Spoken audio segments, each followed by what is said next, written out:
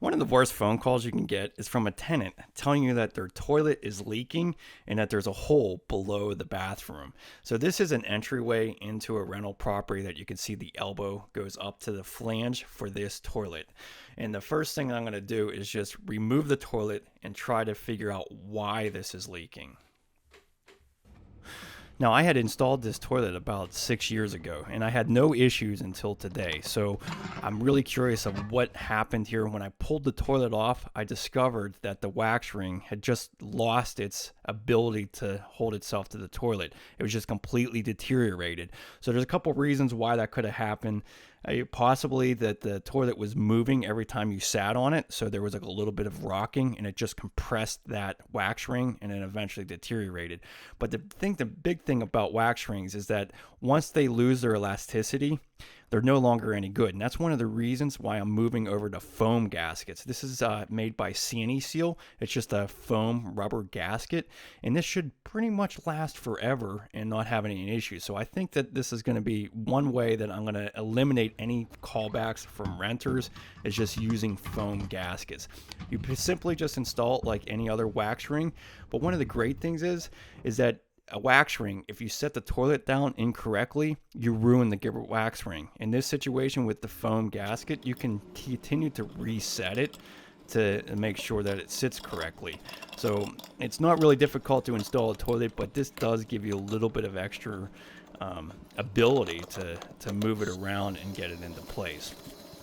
So I just simply installed it like any other normal toilet. I want to make sure that there isn't any rocking with the toilet, but to also ensure that there isn't going to be any issues, I like to use 100% silicone to go around the base of this toilet.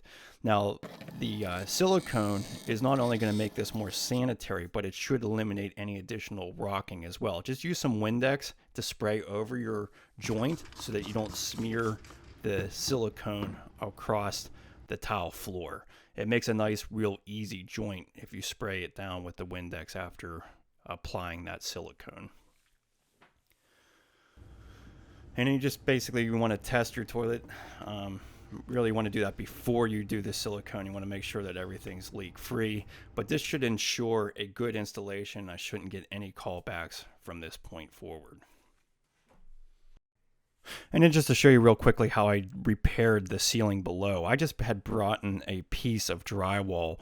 And what I like to do is always trace the larger piece of drywall over top of the hole so that you can get a nice or a decently accurate cut to fit into that space. Now, I just used a little bit of a ledger board to fasten from one drywall piece to another.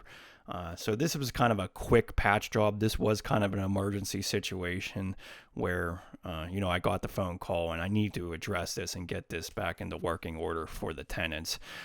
So I used 20-minute mud. I usually bring a bag of that with me when I have a repair like this and I'm not sure what I'm getting into. So at least that I can do quite a few additional coats over this in the same time period. Now, this whole project only took me 2 hours.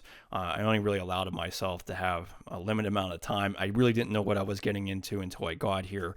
But, getting set up and having all your core tools that you need for this, I knew there was a hole in the ceiling below, so bringing that 20-minute mud and some drywall just made this a quick repair and got the home back into working order.